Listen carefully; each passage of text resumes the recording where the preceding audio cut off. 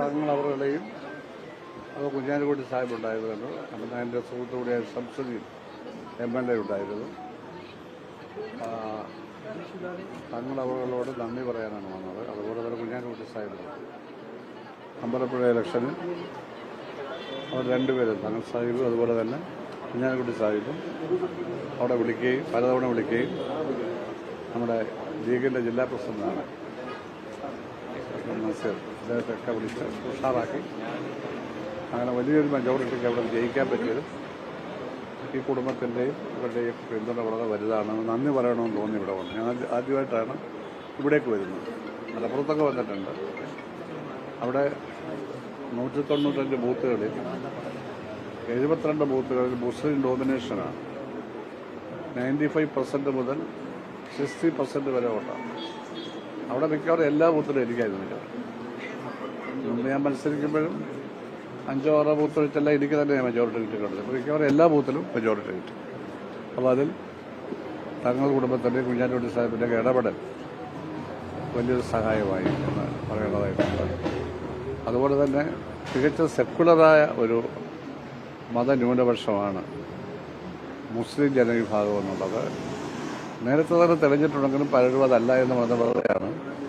100% സെക്കുലറാണ്. അപ്പം എനിക്കെതിരായി മത്സരിച്ചത് ഒരു മുസ്ലിം നാമധാരിയാണ്. അപ്പോഴാണ് എനിക്ക് ഏറ്റവും വലിയ മെജോറിറ്റി 22,000-ലേറെ വോട്ടിൻ്റെ മെജോറിറ്റിയിൽ 72 മുസ്ലിം ഡോമിനേറ്റഡ് ബൂത്തിലും ഭൂരിപക്ഷമായിട്ട് ഈ റിസൾട്ട് വന്നത്.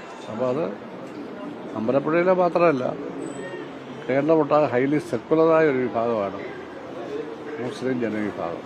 അത് നമ്മുടെ ചരിത്രത്തെ രേഖപ്പെടുത്തേണ്ട ഒരു കാര്യമാണ്, രേഖപ്പെടുത്തിയിട്ടുള്ളൊരു കാര്യമാണ്. അപ്പോൾ അതുകൊണ്ട് അദ്ദേഹത്തെ കാണാൻ കഴിഞ്ഞത് വളരെ സന്തോഷമുണ്ട്. സഹായിച്ചവരെയൊക്കെ നമുക്ക് നന്ദി ഓർമ്മിക്കേണ്ടതായിട്ടുണ്ട്. ആ നിലയിലാണ് ഞാൻ അദ്ദേഹത്തെ കാണാൻ വേണ്ടി വന്നത്. ഈ അങ്ങയുടെ ഒരു വരവ് UDFന് ഈ ഒരു തരംഗത്തിന് സഹായിച്ചു എന്നൊരു വിലയിരുത്തലുണ്ട്. കാരണം താങ്കൾ ആദ്യം വന്നു, അതിന് പിന്നാലെ തന്നെ കണ്ണൂരിലൊക്കെ TK ഗോവിന്ദൻ അടക്കമുള്ളവരുടെ മാറ്റം, അത് ഈ പാണക്കാട് നിന്ന് ഇവർ നേതാക്കളൊക്കെ അങ്ങനെ വിലയിരുത്തിയിട്ടില്ല. അത് പൊതുവെ വിലയിരുത്തിയിട്ടുണ്ട്. ഞങ്ങളതേപ്പറ്റി കൂടുതലായിട്ട് ആ നിലയിൽ ഞാൻ വിശദീകരിക്കാൻ പോയിട്ടില്ല. പക്ഷെ അതൊരു വസ്തുതയാണല്ലോ. പിന്നെ ഗോവിന്ദനും കുഞ്ഞികൃഷ്ണനും ഒന്നുമായിട്ട് ഞാൻ ഇതുവരെ ബന്ധപ്പെട്ടിട്ടില്ല. ഞങ്ങളൊന്നും തമ്മിലൊരാശയവിനിമയം നടത്തിയിട്ടുമില്ല. അതിൻ്റെ ഫലമായിട്ടൊന്നുമല്ല. ഞാൻ കാൻഡിഡേറ്റിന് പ്രഖ്യാപിക്കുമ്പോൾ ആരുടെയെങ്കിലും പിന്തുണ ഉണ്ടാകുമെന്ന പ്രതീക്ഷയില്ല. പക്ഷെ പെട്ടെന്നാണ് UDF കോൺഗ്രസ് മുസ്ലിം ലീഗ് പിന്തുണ പ്രഖ്യാപിച്ചു. അത് വലിയൊരു പിന്തുണയായി, അത് താങ്ങായി, തടലായി, അതൊരു വലിയ രക്ഷാകവചമായി. എല്ലാ പ്രവർത്തനവും കോൺഗ്രസ് മുസ്ലിം ലീഗ് നടത്തി. എനിക്ക് ഒരു പോസ്റ്റ് പോലും ഒട്ടിക്കാൻ എനിക്ക് ആരെയും ചോദനപ്പെടുത്തേണ്ടി വന്നില്ല. എല്ലാവരും തന്നെ ചെയ്തു. ഏറ്റവും കുറച്ച് ഇലക്ഷൻ എക്സ്പെൻഡിച്ചർ നടത്തിയ ഞാനായിരിക്കും കേരളത്തിൽ. ആ നടത്തിയ എക്സ്പെൻഡിച്ചറിൻ്റെ 80% കോൺഗ്രസ്സാണ് ചെലവഴിച്ചത്. അവരാണ് അത് ചെലവഴിച്ചത്. എനിക്ക് ചില ആളുകൾ കുറച്ച് പൈസ തരും. ഞാൻ ആരുടെയും ചോദിക്കാറില്ല. പണ്ട് ഞാൻ ചോദിക്കാറില്ല. ചോദിച്ചൊരു കാലത്തും ഞാൻ വാങ്ങാറില്ല. പക്ഷെ കുറച്ച് പൈസ കിട്ടും.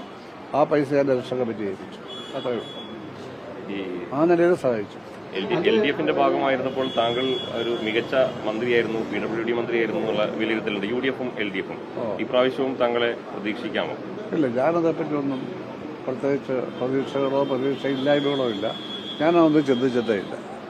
ഇലക്ഷന് മത്സരിക്കുക, അത് ജയിക്കണമെന്ന് എനിക്ക് വാശിയുണ്ടായിരുന്നു. കാരണം എൻ്റെ പിന്തുണ ഇല്ലാതെ തന്നെ മുമ്പൊരു സ്ഥാനാർത്ഥി അവിടെ ജയിച്ചു. അയാളുടെ വോട്ട് കുറയ്ക്കാൻ ഞാൻ ശ്രമിച്ചു. എന്നാൽ 10,000-12,000 വോട്ട് ജയിപ്പിച്ചു കൊടുത്ത ശേഷം ഒരു കള്ളപ്രചാരവേല നടത്തി, ഒരു കള്ള അന്വേഷണം കരീമിനെ കൊണ്ട് നടത്തി. അപ്പോൾ എനിക്കൊന്ന് കാണിക്കണമെന്നുണ്ടായിരുന്നു. എൻ്റെ പിന്തുണ ഇല്ലാതെ അവിടെ എങ്ങനെയാണ് ഒരു CPM സ്ഥാനാർത്ഥി ചെയ്തത്? ജയിച്ചത് മാത്രമല്ല, എനിക്ക് 29,000 വോട്ട് ഭൂരിപക്ഷം. അപ്പോൾ ആരോപണമെല്ലാം വെറും കള്ളമായിരുന്നെന്നും മനഃപൂർവ്വം എന്നെ അവമാനിക്കുകയും ചെയ്തതാണ് എൻ്റെ മനസ്സിൽ കിടക്കുകയാണ്. 63 വർഷം പ്രസ്ഥാനത്തിന് വേണ്ടി പ്രവർത്തിച്ച എന്നോടാണ് ചെയ്തത്. എന്തിനു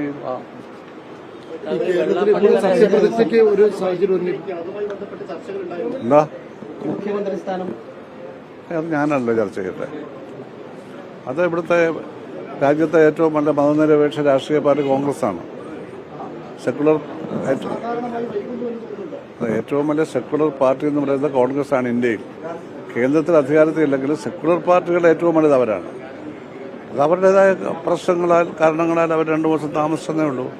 ഇതൊരു മഹാപാതകമാണെന്നൊന്നും പറയാനൊക്കത്തില്ല. അങ്ങ് കഴിഞ്ഞ ദിവസം വെള്ളാപ്പള്ളി നടേശനെ പോയി പൊന്നാട അണിയിച്ചിരുന്നു. ഇത് ഞാൻ പറയട്ടെ, എന്നൊന്നും വിലയിരുത്താറായിട്ടില്ല. അവർ 3-4 ദിവസം എടുത്തു. അവർക്ക് അവരുടേതായ കാരണങ്ങളുണ്ടാവും. അവർ ആ തീരുമാനം എടുക്കുന്നതോടുകൂടി ആ പ്രശ്നം അവസാനിക്കും. അവസാനിച്ചത് ശക്തമായ തരത്തിൽ നിയമസഭയിലും നാട്ടിലും പ്രവർത്തിക്കുന്നതോടുകൂടി ഈ ഒരു ചെറിയ 2-3 ദിവസത്തെ വ്യത്യാസമൊക്കെ ആളുകൾ പിന്നെ അത് വലിയ പ്രശ്നമായിട്ട് കരുതില്ല. എന്താ അങ്ങ് ചോദിച്ചത്? അങ്ങ് കഴിഞ്ഞ ദിവസം വെള്ളാപ്പള്ളി നടേശനെ സന്ദർശിച്ചിരുന്നു. SNDP general secretary. നിങ്ങൾ നേരത്തെ പറഞ്ഞ പോലെ മലപ്പുറത്തിന് വലിയ അധിക്ഷേപം നടത്തിയ ആളാണ്. നിങ്ങളെ ഇതൊക്കെ നിങ്ങൾ ചോദിക്കുന്ന അസംബന്ധമാണ്. SNDPയുടെ ജനറൽ സെക്രട്ടറിയാണ് അദ്ദേഹം. ലക്ഷക്കണക്കിന് അദ്ദേഹത്തെയാണ് കണ്ടത്. മലപ്പുറമായിട്ട് അതിന് എന്താ ബന്ധം? അത് അധിക്ഷേപിച്ചതിന് മറുപടി പറഞ്ഞോണം. അതിന് അതെന്ന് എല്ലാവരും പറഞ്ഞു. അധിക്ഷേപിച്ചതിന് മറുപടി പറഞ്ഞോളണം. അങ്ങനെ മുസ്ലിങ്ങൾക്കെതിരായി പറയുന്നത് ശരിയല്ലെന്ന് ഞാനും പറഞ്ഞിട്ടുണ്ട്.